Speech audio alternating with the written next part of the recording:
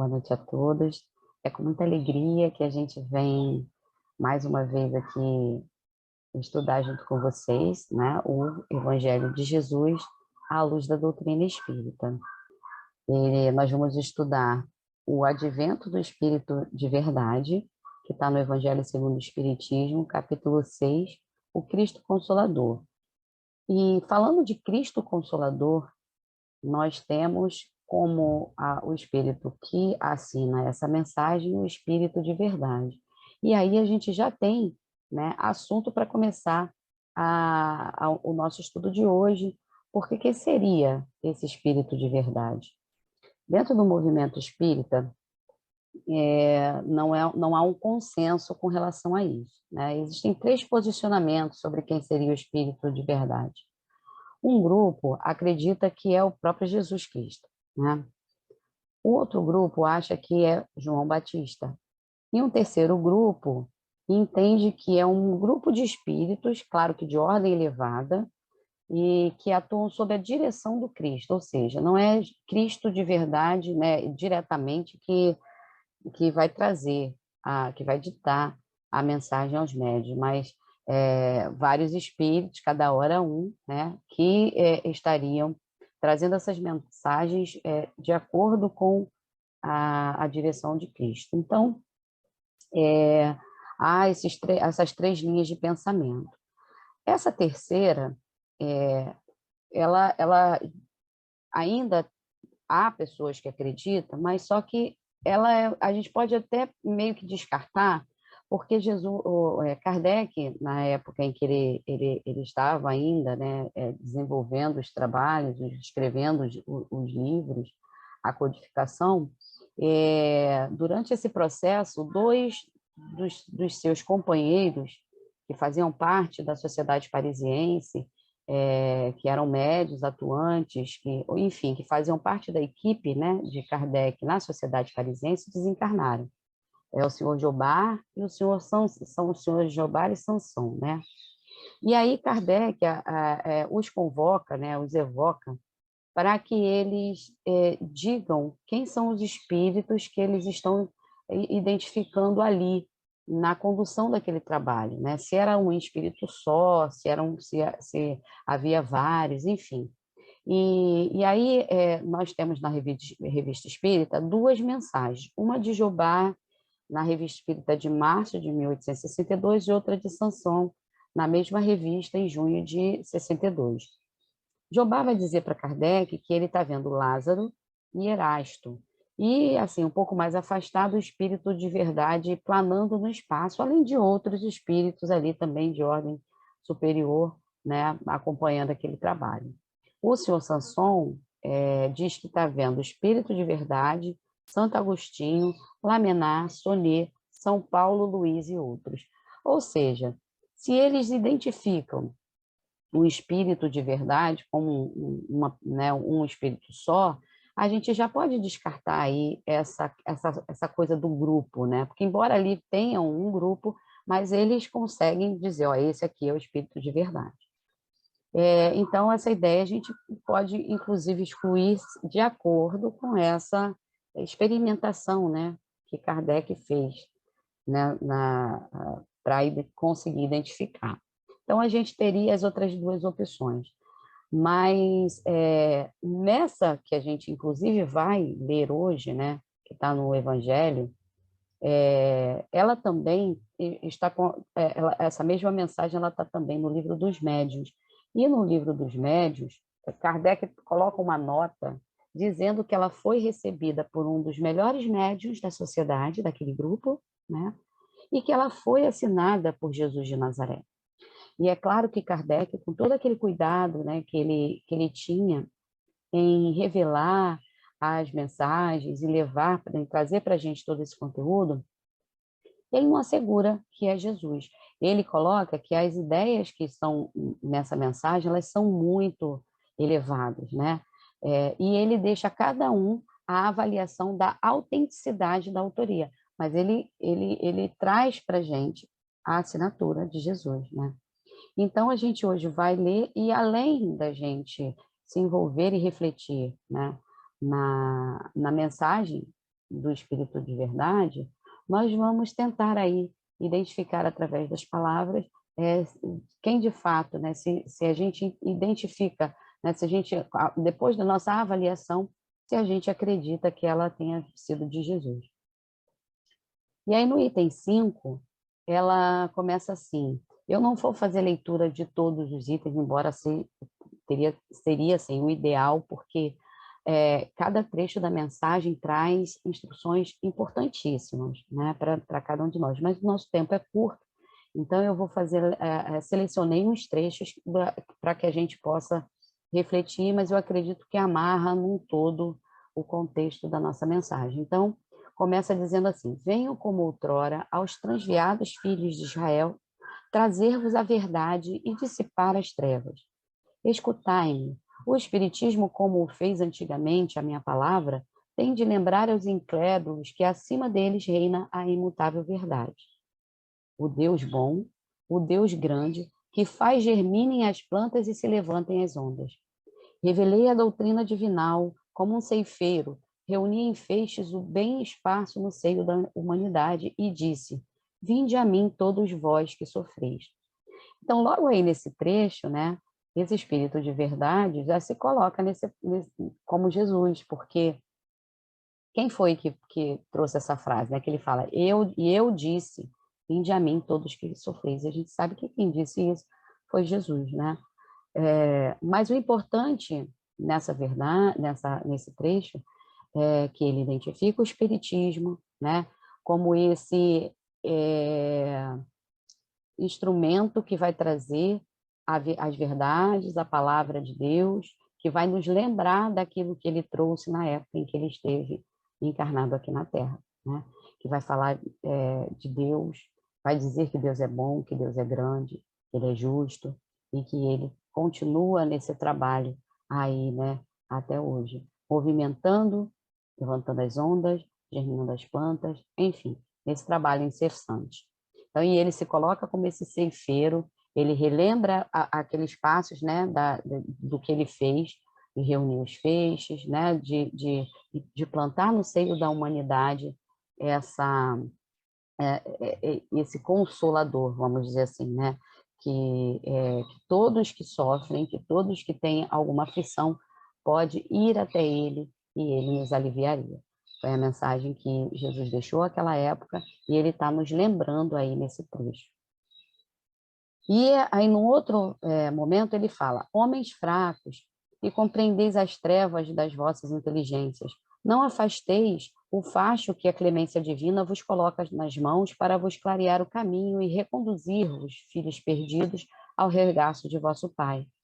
Sinto-me por demais tomado de compaixão pelas vossas misérias, pela vossa fraqueza imensa, para deixar de estender mão socorredora aos infelizes transviados, que, vendo o céu, caem nos abismos do erro. Crede, amai, meditai sobre as coisas que vos são reveladas. Não misturei o joio com a boa semente, as utopias com as verdades. Então, ele continua falando da doutrina espírita, né? Pede para que a gente não se afaste dessas verdades, que a gente não perca a oportunidade de manter esse facho de luz, né, que vai nos conduzir, ou seja, essa doutrina, né, vai trazer para a gente a oportunidade de nos reconectar com Deus, para que a gente medite e ter cuidado, né, nos alerta ali no finalzinho para que a gente tenha cuidado para não misturar ideias que não são verdadeiras, né, saber separar o joio daquela semente boa e do que é utopia da verdade, ou seja, nós vamos receber as mensagens, né, do mundo espiritual, nós vamos ser intuídos, mas a gente precisa saber, né, no nosso íntimo, se aquilo que a gente está recebendo, se aquilo que a gente está lendo, se aquilo que a gente está desenvolvendo, vivenciando, está de fato, não está contradizendo as verdades do Cristo. E aí ele traz aquela máxima importantíssima para o movimento espírita, né? Conhecida e reconhecida como algo que nos movimenta para o bem, que é o trecho Espíritas. Amai-vos, este o primeiro ensinamento. Instruí-vos, este o segundo. No cristianismo encontram-se todas as verdades. São de origem humana os erros que nele se enraizaram.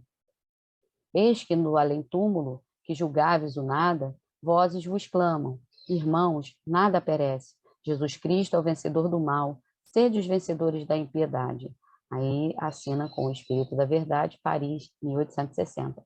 Então, essa mensagem é muito conhecida, né? Ele vai falar que o cristianismo sofreu, né, ao longo do tempo, até essa chegada do espiritismo, com essas inserções. Mas a verdade, de fato, está lá no cristianismo, né? Esses erros, essas deturpações, elas são provenientes do homem, que ao longo do tempo foi fazendo essa divulgação do cristianismo e inserindo as suas próprias ideias. E a gente tem aí até um alerta para a nossa própria doutrina espírita, como ele fez lá no trecho anterior, né? Se a gente não souber separar, a gente vai acabar também fazendo a mesma coisa com a doutrina espírita.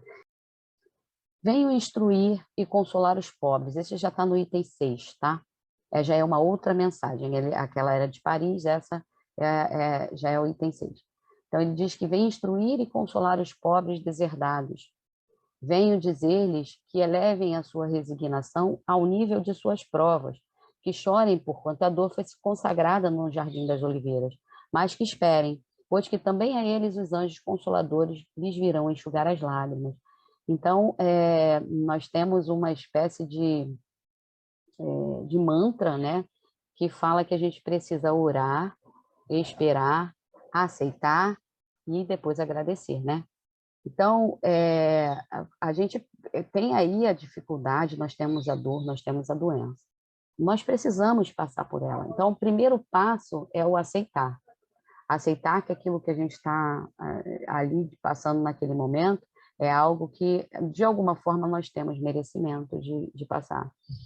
Compreender esse fato e esperar, porque como nós sabemos que nada é eterno, nós temos essa certeza de que aquela dor, aquela dificuldade vai passar. Por mais sacrificante que seja, por mais difícil, por mais que esteja doendo, ele vai passar.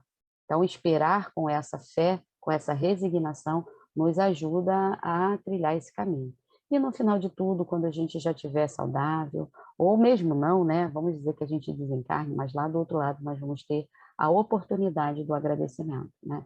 Então, para isso a gente tem sempre o auxílio da prece, esse orar, esse pedir para que a gente tenha força, pedir pedir essa resignação, para que essa espera se dê com esse entendimento, para que os nossos pensamentos sejam clareados e a gente consiga identificar por que motivo a gente está passando por aquilo. Porque quando a gente consegue encontrar uma razão, a gente consegue também, não é aceitar e se entregar, mas encontrar forças, porque a gente vai lembrar também que se nós escolhemos aquela prova, é porque nós já temos todos os recursos para passar por ela, para suportar e para vencer.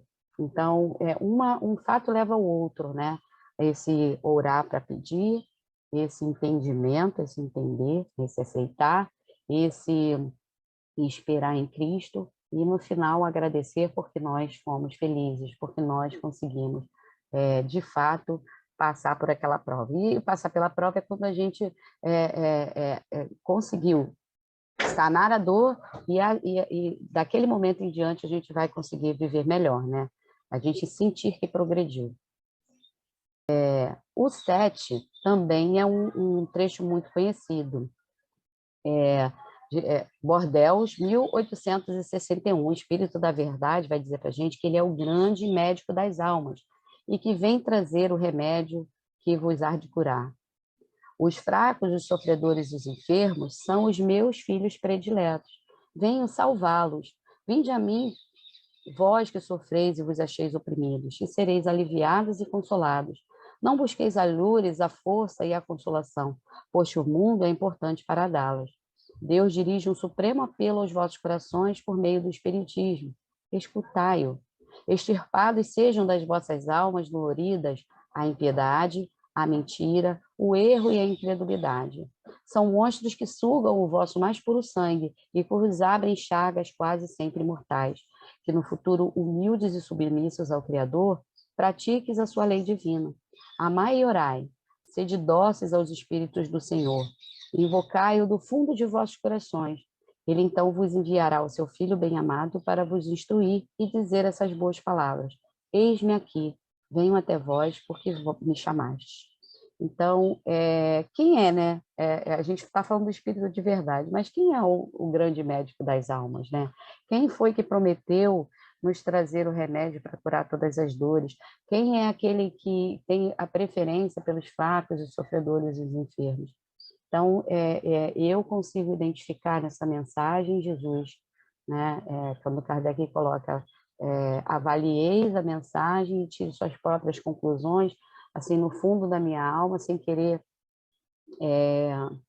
influenciar, né, a vocês, porque eu convoco novamente para que façam a leitura de cada trecho, de cada palavra, mas no fundo do meu coração eu consigo identificar Jesus nessas palavras. E aí a gente, cada vez que a gente tiver essa necessidade, a gente sabe que pode, através da oração, pedir que ele vai estar, né, sempre que a gente chamar.